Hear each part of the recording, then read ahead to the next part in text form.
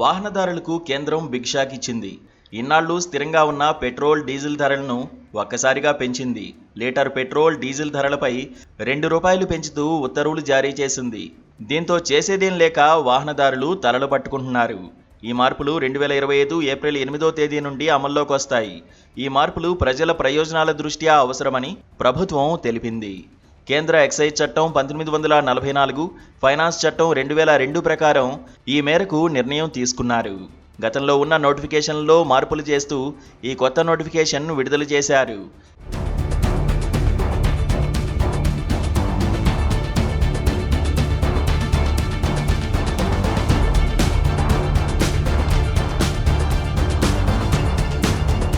ప్రభుత్వ తాజా నిర్ణయం వల్ల పెట్రోల్, డీజిల్ ధరలు పెరుగుతాయి. ఇది 2025 ఏప్రిల్ 8 నుండి అమల్లోకి వస్తుంది. ప్రస్తుతం హైదరాబాద్లో లీటర్ పెట్రోల్ ధర 107.66, డీజిల్ ధర 95.82గా ఉంది.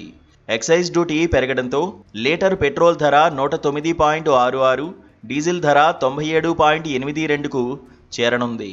ఇక విజయవాడలో లీటర్ పెట్రోల్ ధర 109.76, డీజిల్ ధర 97.51గా ఉంది. పెరిగిన ఎక్సైజ్ డ్యూటీతో పెట్రోల్ ధర 111.76, డీజిల్ ధర 99.51 కానుంది. అయితే ఈ ఎక్సైజ్ డ్యూటీ పెంపు భారం సామాన్యులపై ఉండబోదని కేంద్ర ప్రభుత్వం క్లారిటీ ఇచ్చింది. ఎక్సైజ్ సుంకం పెంపును ఆయిల్ కంపెనీలే భరిస్తాయని కేంద్ర ప్రభుత్వం వివరణిచ్చింది. సామాన్యులకు పెట్రోల్ ధరలో ఎలాంటి మార్పు ఉండదని స్పష్టం చేసింది.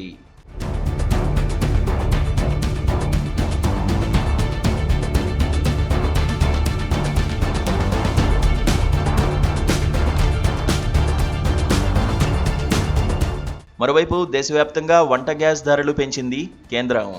ఎల్పీజీ సిలిండర్పై ₹50 పెంచినట్లు ప్రకటించింది. ప్రస్తుతం 14 కిలోల గ్యాస్ ధర హైదరాబాద్లో ₹855గా ఉంది.